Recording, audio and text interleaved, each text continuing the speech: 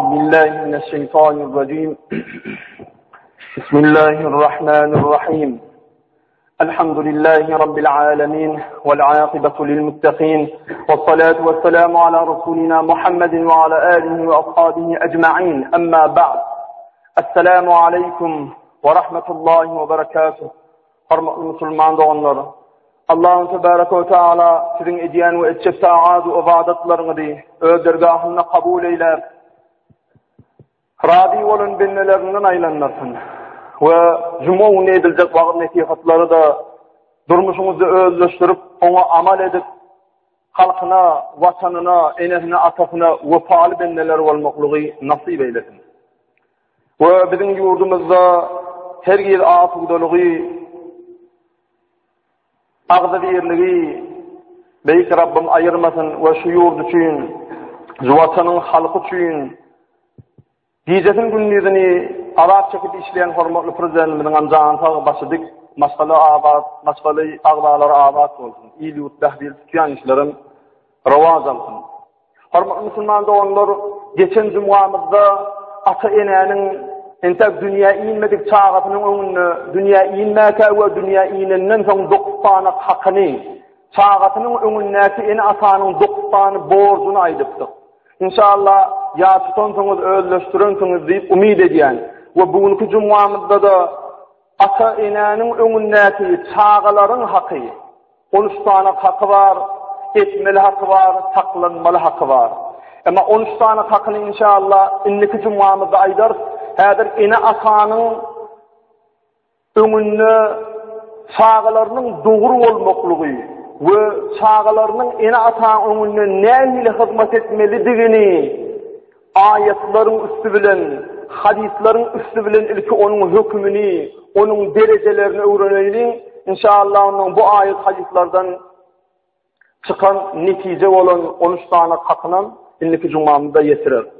Allah Teala Kur'an-ı Kerim'in 3 yerinde ve bil valideyni ihsana deyip ene atağınıza yaxşılık edin deyip Kur'an-ı Kerim'in 3 yerinde yani 2. surasının 83. ayetinde 4. suranın 36. ayetinde 6. suranın 150. ayetinde yani Bakara surası, Nisa surası ve En'am suralarında Allah Teala özüne ibadet etmeklik bilen ve özünü bir bilmeklik bilen dener ve bil valideyni ihsana ene atağıda yaxşılık edin diye.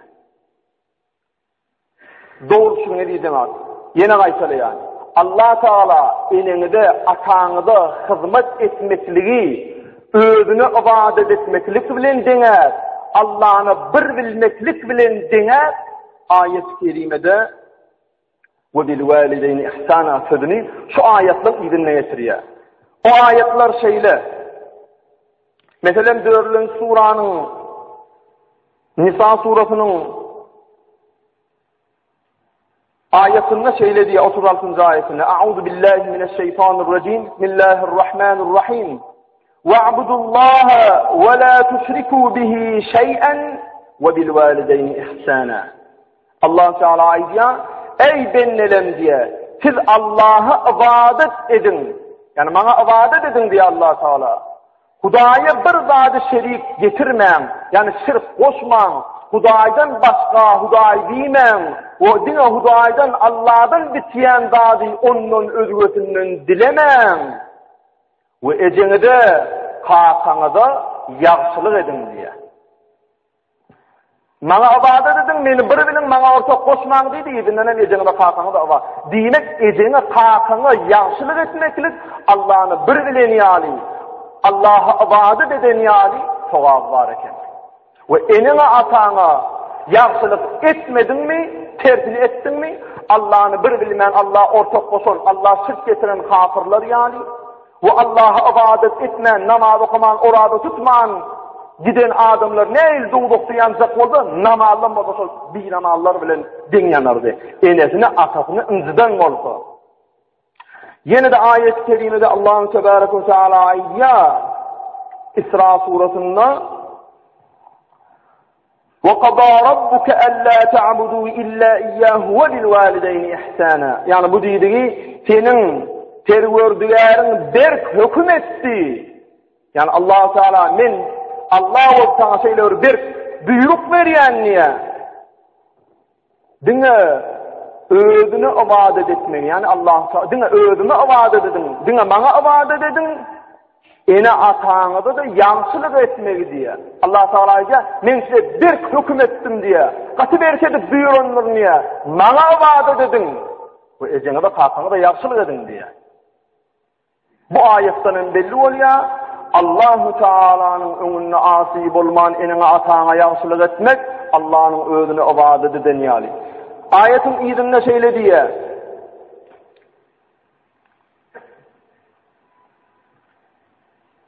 فَقُلْ لَهُمَا أُفٍّ وَلَا تَنْهَرْهُمَا وَقُلْ لَهُمَا قَوْلًا كَرِيمًا. zaman şu surada, şu ayette Allah Teala bir insanlara doğruluğunu ene atan hükmünü aydiyor. Hatta diye İmma yeblughanna indekal kebara ahaduhuma ev kilahuma uffin ve la tenharuhuma diye. Allah Teala ayet-i kerimede bir tafsiriyor. Ayeti ilk yanlış okudum ediyi cemaat. Tereden okuyan. وَقَضَى رَبُّكَ أَلَّا تَعْبُدُوا إِلَّا إِيَّاهُ وَبِالْوَالِدَيْنِ إِحْسَانًا إِمَّا يَبْلُغَنَّ عِندَكَ الْكَبَرَ أَحَدُهُمَا أَوْ كِلَاهُمَا فَلَا تَقُل لَّهُمَا أُفٍّ وَلَا تَنْهَرْهُمَا وَقُل لَّهُمَا قَوْلًا كَرِيمًا. Senin terwördigaryň bir hüküm etdi, diňe özüne ibadet etmegi, ene ataňa da ýagşylyk etmegi, olaryň biri weýa ikisi, her ikisi senin ýanynda garrapy, olara uf dagan diýäýme, olara ara adar berme, ikisine de gözel we ýumşak sözler aýt diýär. Garrandan soň ene ataň bir zat sana oglum şu işi edäýsen, planda getirip beräý, planda edäý diýeni belki edýänsiň.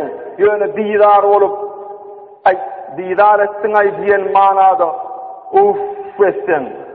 Edisi mağar. Kur'an-ı Kerim Allah'ın kelamı değil mi?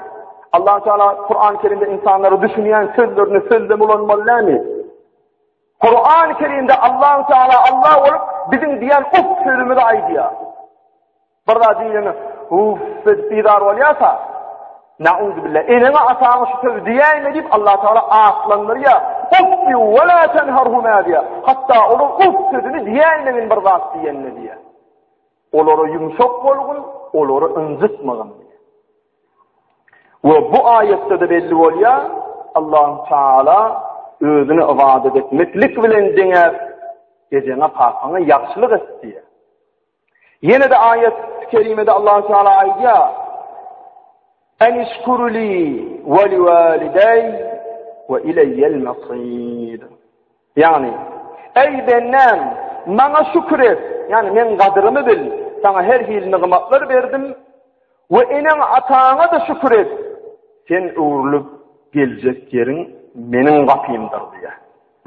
Manatı şeyle edeceğim ha. Tefsir alımının diyeni. Sen bana şükret. Yani bana Allah'a şükretmek. Onun her beren nimetine şükredip, ibadet görünüşüne şükretmekte Allah Teala bana ibadet görünüşüne şükredin, diye diline de şükretmen diye. Bana şükret, yani bana ibadet et ve enen atağına da şükret. Ve enen atağına kadrını billiydi de, eğer şunu etmesen insan kapıyın men yanıma gelmekliktir diyeni, men yanıma gelende senin hatavadın soran çoğun cenatın bererniydi ki. Durku diye, yapla diye, enen atağına ýagşylyk etmedin mi, men öňünde senin ýagdaýyň gaty kynlar diye Allah Teala. Şoň üçin şu ayetlerden belli bolýar idi cemaat, enene ataňa hyzmat etmek birril walideyn. Yani ýagşylyk etmek enen ataňa wajyp, hökmi namaz ýaly bir buyurulan da bolýar. Ne diýär cemaat? Allah Teala'nın Resulü Peygamberimiz Muhammed Mustafa sallallahu aleyhi ve sellem bize kän hadis-i şerifler aydypdyr. Ene ataňa dogry bolmakluk, ene ataňa wepaly bolmakluk, ene ataňa ýamanlyk etsen näme erbetligi bar, ene ataňa ýagşylyk edende näme gowluklar bardygyny şu ayetler gelenden soň onun enata ýagşylyk etmeklik peýgamberiň öz ahlagyny, asl ahlagyny bolan. Ýöne ayet gelenden soň peýgamberimiz has dert durupdyr. Ulul ibadatlar bilen deňer şeýle hadisler aýdyp berýär jemaat. Şeýle hadislerden biride Bismillahirrahmanirrahim. Qala Rasulullah birru aba'akum taburrukum abna'akum. Yani siz enataňyza hyzmat edin, sizin de çağalaryňyz size hyzmat eder. Peygamber aleyhissalatu vesselam'ın sözüni hiç sanyalarını çıkarmaya Allah Teala. Durmuşda görýänsiňiz, enetini asatyny ıncıdan adam, enetini asatyna hyzmat etmediği adam hukman öz çağatından bir eziyet çekýändir.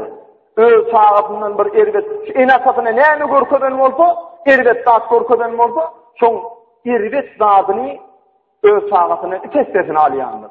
Ve eger enatyna hyzmat eden bolsa, enatyny ne derejede söýen bolsa, öz çağalary yetişende de şol çağalardan ene asasyna görkezden ýagşylyklarynyň kesesini şu çağalarynyň şu ýagşylygy görýändir. Yine de hadis-i şerifte Peygamber aleyhissalatu vesselam aýdýar: birril walidayn yüzzi alel cihad. Yani ene asaňy hyzmat etmek cihada giden ýalydyr diýipdir. Indi bäde näme mana bar? Peygamber aleyhissalatu vesselam'ın döwründe İslam ýaňy ýaýlanlanandan soň oň düşmany eken. Her bir goşun ýygynan gelip İslam ýypjak, gelip Peygamberimize Medine sozjak, arna namysyny degijek, kemsitjek. O döwürde onuň watan üçin, halk üçin, ar namys üçin, dini üçin, din diýanaty üçin urşmakluk iň uly ibadatlardan biri eken. Ve iň uly gelip adamları gırgınçılığa vermeklik var da o döwürde. Yahudiler midir, gaýry dinler midir, kafirler midir, müşrikler midir tarapyndan.